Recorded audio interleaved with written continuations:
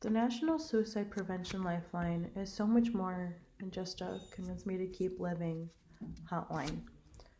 I spent the majority of my life believing that that's all that it was, and I would make a generous bet that most people have believed that too for most of their lives. And I'm here to tell you today what happens when you call the National Suicide Prevention Lifeline. So if you take a look at their website, suicidepreventionlifeline.org, you will see that they have over 170 crisis centers across the nation with trained volunteer and staff that take phone calls and cater to a vast variety of mental health needs as listed here in my slideshow. And operators can also cater to very different kinds of groups, such as deaf or mute people or people that don't want to talk, so they use a text service, and they even assist non-English callers as well. So why does this matter to you? It's because in 2017, the CDC made a study that said that suicide was the 10th leading cause of death in the United States, beating chronic liver disease and hypertension, which is high blood pressure, which I also find insane that this unnatural way of dying beat two very natural ways of dying. So maybe you're thinking to yourself, well, I'm not suicidal. Well, I don't know anybody that has been suicidal or has committed suicide. But the truth of the matter is, according to the Mayo Clinic, 1 in 5 adults will struggle with mental illness at some point in their life.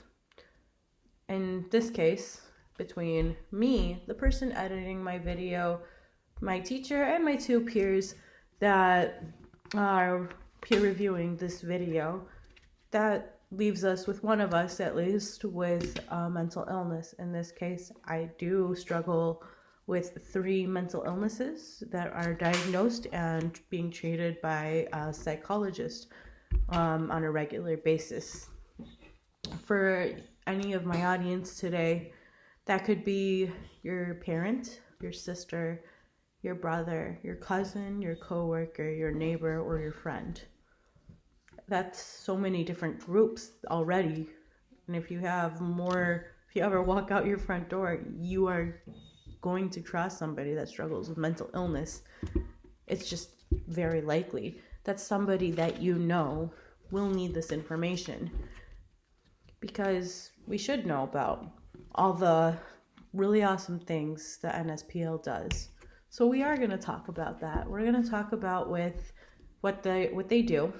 We're going to talk about what the average phone call to them looks like. I'd also like to share some recovery stories so that we can see some of the positive impact that this lifeline has had on our country. So that being said, let's get started by talking about what the NSPL does. So the staff at the NSPL is very vigorously trained for several weeks. So Candace Lowry, as a suicide prevention lifeline operator, she does YouTube videos about it, which is where I got some of this information. I also got some information from an operator herself that I interviewed. So the staff is very vigorously trained for several weeks. When you call, it's all about you. They're never gonna talk about their own mental health needs and say oh, well, I have anxiety too. And no, it's always gonna be about you. They also provide you with resources for more help. So for example, if somebody is facing abuse at home, they will try to get you in touch with some support systems for that as well. Or sometimes support groups or other professionals.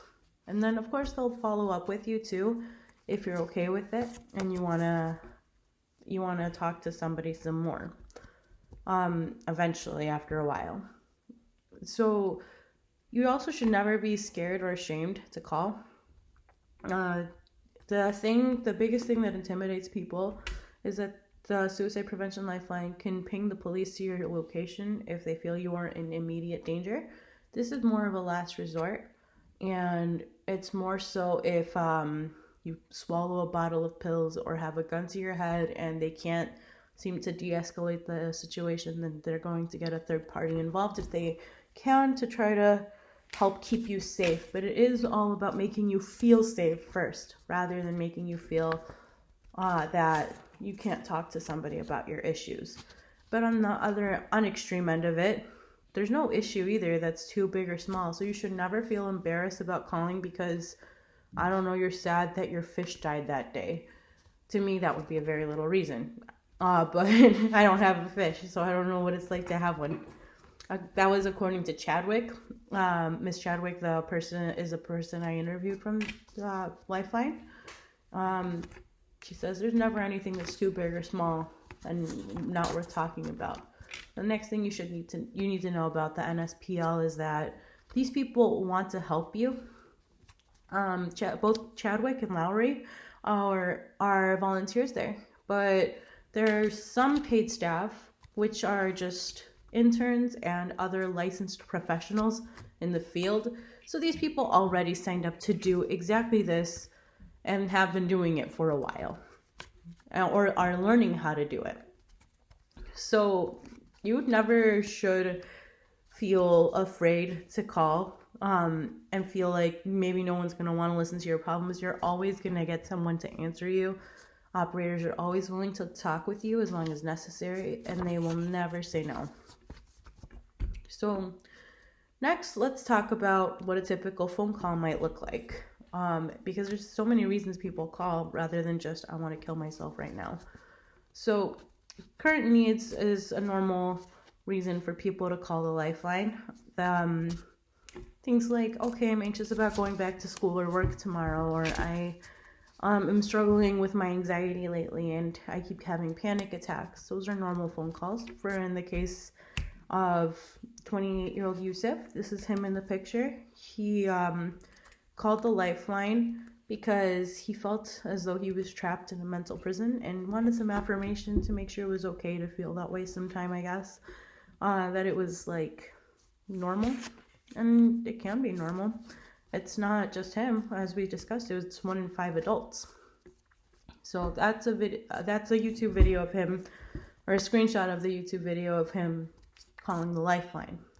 Sometimes people call because they're concerned about threats to their mental health, like neglect or abuse or addiction or other maybe influencing factors.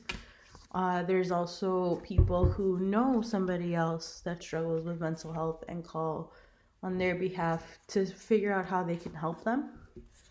And then there's also people that call for much less serious reasons. They'll call because they're bored. They'll call because they're lonely. Old people call all the time because their family doesn't visit them enough.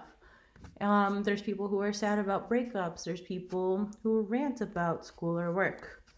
And the people who are bored, this is another thing that Chadwick told me as well, that people call when they're bored because they don't have any other friends. And she's like, if it keeps them from harming themselves or anyone else, then by all means, they should call. And there's always going to be someone willing to take them. So there you are. Those are some reasons people might call the Lifeline. So now let's talk about what happens after a phone call. So I'm going to start off by sharing Joel L. Daniel's story. He shared it with Insider. So he wanted to jump off of a bus in New York when he was on his way to pick up his daughter. He tried doing the text hotline first, which for him didn't do very much, so he decided to call. And as a little side note, if you don't feel comfortable talking to a live person, then by all means text, but same thing goes for vice versa.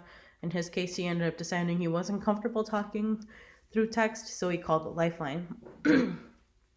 So Joel called the Lifeline, and he said that there was no identifying factors that could have tied him to the phone call, that she never asked his name or anything, so it was totally anonymous. He felt just reaffirmed the whole time. The operator was like a warm, loving aunt that just was there to listen. and reaffirm him that, you know, he was doing great at being a father, a provider, and a husband, because that's what he was like anxious about. So then I'd also like to share my own story a little bit. I called the Lifeline a few years ago. It was after I got let go from a volunteer position, and I just cried a lot. And I felt too embarrassed to talk to anybody about it, so I called the Lifeline. I don't remember if it was a guy or girl or how old they sounded or anything, but I do remember that they stayed on the phone with me until I was able to breathe calmly and evenly again, and my face wasn't as puffy anymore. So for more stories, make sure you go, because I don't have a lot of time, make sure you scan that QR code that is in my slide here. It's going to lead you to the Suicide Prevention Lifeline website, where they have more stories of hope and recovery. In conclusion, don't hesitate to call. If you ever forget how to love yourself, if you ever need a shoulder to cry on, if you need an unbiased opinion, or you just need affirmation or just someone to talk to, this is the place to call. The phone number is 800-273-8255. Again, that phone number is 800-273-TALK.